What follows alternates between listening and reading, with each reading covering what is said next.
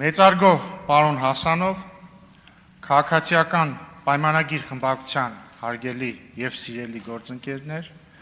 Ուժեղ Հայաստան խմբակցության հարգելի գործընկերներ, Հայաստան խմբակցության հարգելի գործընկերներ, սիրելի ժողովուրդ։ Շնորհակալություն եմ հայտնում իմ հարազատ քաղաքացիական պայմանագիր խմբակցությանը իմ թեկնածությունն առաջադրելու համար եւ շնորհակալություն եմ հայտնում Տիկին Մանավազյանին իմ հասցեին բարի եւ տեղտեղել չափազանցված խոսքեր ասելու համար։ Շնորհակալություն եմ հայտնում քաղաքացիական պայմանագիր կուսակցությանը այս տարվա հունիսի 7-ին քվետված 700,000-ից ավելի քաղաքացիներին, որոնք հստակ եւ աներկբա մանդատ են տվել քաղաքացիական պայմանագրին,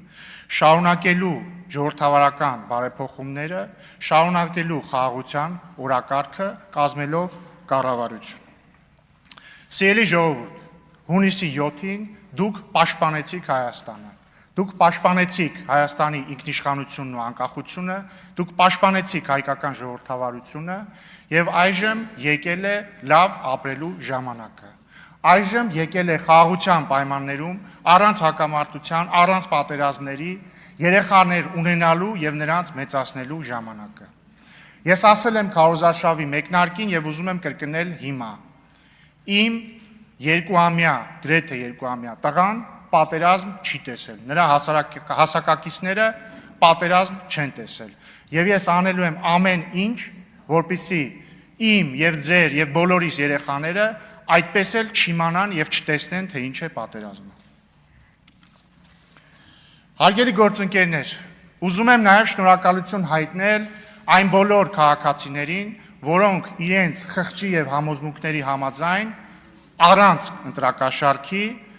չեն ընտրել քաղաքացիական պայմանագրին, այսինքն ընտրել են այլ ուժերի եւ ուզում եմ շնորհակալություն հայտնել նրանց այդ ընտրության համար, իրենց քաղաքացիական պարտքը կատարելու համար եւ շեշտում եմ, խոսքը վերաբերում է այն քաղաքացիներին, որոնք չեն քվեարկել ընտրակաշառքով։ Սիրելի ժողովուրդ, ես ուզում եմ ձեզ ասել, որ մենք ձեզ լսել ենք եւ լսում ենք։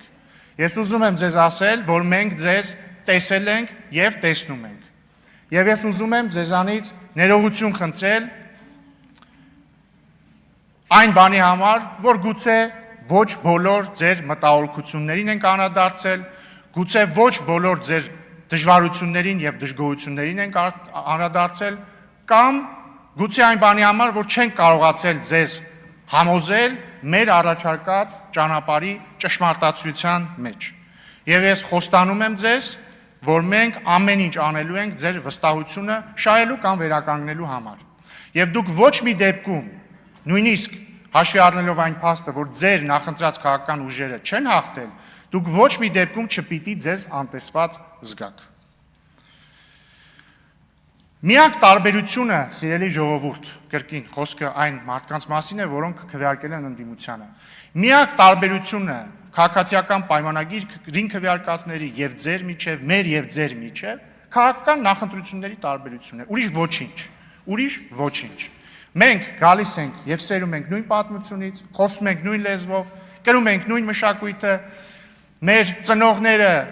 հանդիպել են եւ հանդիպում են նույն դժվարություններին, նույն խնդիրներին, մեր երեխաները ծնվում են նույն երկրում, նույն հիվանդանոցներում, ծառայում եւ ծառայելու են նույն բանակում։ Եվ հետեւաբար աշխարհում չկա որևէ բան, որևէ ընտրություն, որևէ քաղաքական տարբերություն, որ մեզ կարող է բաժանել միմյանցից, որովհետեւ մենք մեկ ենք։ Եվ մենք ձեզ սիրում ենք, նույնիսկ եթե դուք մեզ տեղ-տեղ չեք սիրում, մենք ձեզ սիրում ենք։ Սիրելի ընդդիմադիր գործընկերներ, այժմ եթե թույլ տաք, կուզեի առիթն օգտագործել եւ մի փոքր քննարկում բացել ձեզ հետ խորհրդարանական մշակույթի մասին։ Վերջին ամիսներին եւ վերջին հատկապես շաբաթներին մի տարօրինակ եւ անսպասելի կոնսենսուս է ձևավորվել մեր հանրության եւ քաղաքական շրջանակների եւ լրագրողական դաշտում։ Այդ կոնսենսուսը հետեւյալն է, որ Հայաստանի ազգային ժողովը անիմաստ անպտուղ վեճերի զազրախոսության վիրավորանքի տեղ է եւ որ այս գումարման ազգային ժողովը այդ իմաստով նույնիսկ ավելի վատն է լինելու, քան նախորդը։ Համատարած համազգային կոնսենսուս է սա, կարծես թե։ Ընդ որում կապ չունի մարդը իշխանամետ տա ընդդիմադիր է, բոլորը կարծես թե մեզ համար այդպիսի ճակատագիր են կանխագուշակում։ Եվ ես ուզում եմ ձեզ առաջարկել, որպեսզի մենք միասին կոտրենք այս նախախնամությունը կամ անեծքը, ոնց ուզում եք դա կոչեք։ Բայց ինչպես։ Ես բնականաբար այնքան միամիտ չեմ, որ կարծեմ, որ կարող ենք հենց հիմա բոլորս պայմանավորվել, որ դե գիտեք ինչ կա, եկեք բարեկիրթ լինենք, եկեք, չգիտեմ, չվիրավորենք միմյանց եւ ամեն ինչ լավ կլինի։ Դա ինչ ասեմ։ Դա կլինի պատրանք, դա կլինի խաղաղություն աշխարհինի տիպի կենաց։ Ես ինչ եմ առաջարկում։ Ես առաջարկում եմ հասկանալ պատճառը, լավ, ինչու է Հայաստանի խորհրդարանում վերջին տարիներին ձևավորվել այսպիսի մշակույթ։ Ինչի է խորհրդարանը դարձել անիմաստ անպտուղ զազրախոսության հոմանիշ։ Եվ ես ունեմ իմ տարբերակը, իմ բացատրությունը, ես կներկայացնեմ իմ բացատրությունը եւ իմ առաջարկած լուծումը, ամենևին չհավակնելով Վերին Ատյանի ճշմարտության խոսափող լինելու դերին։ Եվ հրավիրում եմ ձեզ քննարկման, եթե պատեհ կհամարեք, նկատի ունեմ այս ամբիոնից հետո։ Ես կարծում եմ, որ կա մեկ ֆունդամենտալ պատճառ, թե ինչու է 2018 թվականից սկսած եւ հատկապես 2020 թվականի պատերազմից հետո խորհրդարանը դարձել այսպիսի անհանդուրժող վայր։ Այդ պատճառը հետեւյալն է։ Ըստ իս գլխավոր պատճառը ընդդիմության կողմից ժողովրդի ընտրության չընդունումն է եղել։ Կրկնում եմ, դա սկիզբ է առել Թավշյա հեղափոխության հաղթանակի օրվանից սկսած, բայց շատ ավելի ահագնացել է 2020 թվականի 44-օրյա պատերազմից հետո։ Ուշադրություն դարձեք, չեմ ասում է չհաշտվելը ընդդիմության, որովհետև նորմալ է, որ ընդդիմությունը չհաշտվի ընտրությունների արդյունքների հետ կամ ժողովրդի ընդունած որոշման հետ։ Այն իմաստով, որ կարծի, որ հաղթած ուժի ճանապարհը սխալ է եւ պետք է այլ ճանապարհ որդեգրել եւ բնական է, որ ընտրությունների հաջորդ օրվանից սկսած ընդդիմությունը պետք է փորձի համոզել մարդկանց, որ իրենց ընտրությունը սխալ է եղել եւ ճիշտ ընտրությունը կլիներ ընտրել ընդդիմության ճանապարհը։ Բայց խնդիրը, երբ որ ընդդիմությունը չի ընդունում ժողովրդի ընտրելու իրավունքը կամ ընտրությունը։ Նախորդ գումարման ազգային ժողովում պատգամավորներից մեկը հանրապետական կուսակցության անդամ։ 2018 թվականի Թավշյա հեղափոխությունը անվանում էր իշխանազավթում, անընդհատ անվանում էր իշխանազավթում։ Եվ այս նոր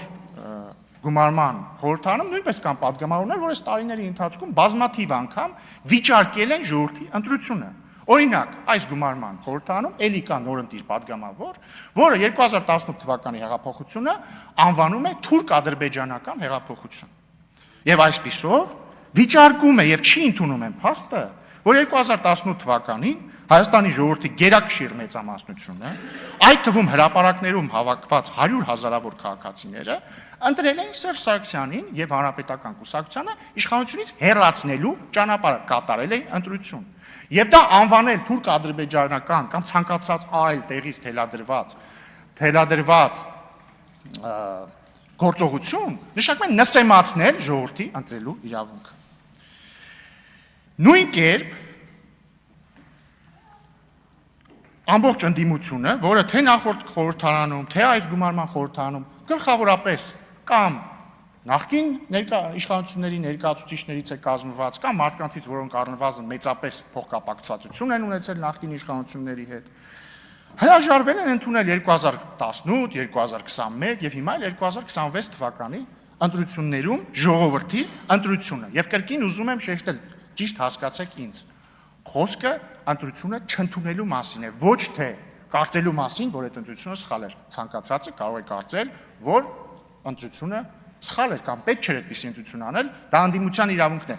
բայց սիրելի գործընկերներ, ընդդիմադիր, դուք պարտավոր եք ընդունել ժողովրդի ընտրությունը։ Եվ մենք էլ ենք պարտավոր ընդունել ժողովրդի ընտրությունը։ Եվ ինչի է բերել այս իրավիճակը։ Այս իրավիճակը բերել է հետևյալին, որ իշխանությունն էլ իր հերթին, տեսնելով, որ ընդդիմությունը չի ընդունում ժողովրդի ընտրելու իրավունքը, ժողովրդի ընտրությունը չի ընդունում, ընդդիմությանը սկսել է վերաբերվել որպես հակաժողովրդավարական, հակապետական ուժերի։ Եվ դա բերել է այս իրավիճակին։ Մեկ այլ հարգամանք է ընդդիմության կողմից խորհրդարանական աշխատանքը։ Տեսեք, նախորդ գումարման խորհրդարանում երկու ընդդիմադիր խմբակցությունները, որից մեկը վերընտրվել է, ավելի փոքր կազմով, բայց վերընտրվել է, չեն մասնակցում խորհրդարանական աշխատանքներին բառից նորմալ իմաստով։ Ինչու՞։ Որովհետև երբ որ դու համարում ես, որ 2018 թվականին իշխանության են եկել իշխանազավթները կամ 2018 թվականի հեղափոխությունը թուրք-ադրբեջանական պրոյեկտ էր, եւ երբ որ դու ամբողջ քարոզարշավի ընթացքում ասում ես, որ եթե քաղաքացիական պայմանագիրն ընտրվի, ապա, չգիտեմ, 5 օրի հետո Հայաստանը կործանվելու է, բնական է, որ երբ որ դու գալու ես ազգային ժողովի դալի, դու չես կարող աշխատել անգլերեն ասած business as usual տրամաբանությամբ, որովհետև դու ապոկալիպտիկ քարոզարշավ ես տարել, դու ապոկալիպտիկ բաներ ես ասել։ Եվ ստեղծվում է փակ շղթա, երբ որ ընդդիմությունը քարոզարշավի ժամանակ կամ քարոզարշավից առաջ նույնիսկ իր ընտրողներին այդ ապոկալիպսիսն է ներշնչել, եւ երբ որ գալիս է արդեն խորհրդարան, իր ընտրողներն էլ հակառակ բանն են ասում են, բայց մի վարքյան, դու ո՞նց կարող ես բարևել քաղաքացիական պայմանագիր կուսակցության պատգամավորին, չէ՞ որ ինքը դավաճան սրիկա է, դու ո՞նց ես իրան բարևում։ Եվ ստեղծվում է փակ շրջան, ռադիկալացման փակ շրջան է ստեղծվում։ Եվ արդյունքում, օրինակ դրա արդյունքում նախորդ խորհրդարանում ընդդիմությունը իրեն հատկացված պաշտոնները չէր վերցրել մեծամասամբ, կամ սկզբից վերցրել էր, հետո հրաժարվեցին մի խոսքով, բայց արդյունքն էր, որ այդ պաշտոնները վերցված չէին, արդյունքներն էին, որ ընդդիմությունը չէր զբաղվում օրինաստեղծ աշխատանքով, իսկ երբ որ ընդդիմությունը չի զբաղվում օրինաստեղծ աշխատանքով եւ պաշտոններն չի վերցնում, հանձնաժողովի նիստերին չի մասնակցում կամ մասնակցում է, բայց ոչ օրինաստեղծ աշխատանքի համար, ամբողջ ազգային ժողովը օրինաստեղծ աշխատանքի մասին է, եթե արանքից հանում ես օրինաստեղծ աշխատանքը, տակը ինչ է մնում։ Քաղաքական պոլեմիկա, գորգորոց, ռադիկալ ելույթներ։ Դրա համար հարգելի գործընկերներ, ես տեղեկացել եմ առնվազն մամուլից, որ Հայաստան խմբակցությունը չի պատրաստվում վերցնել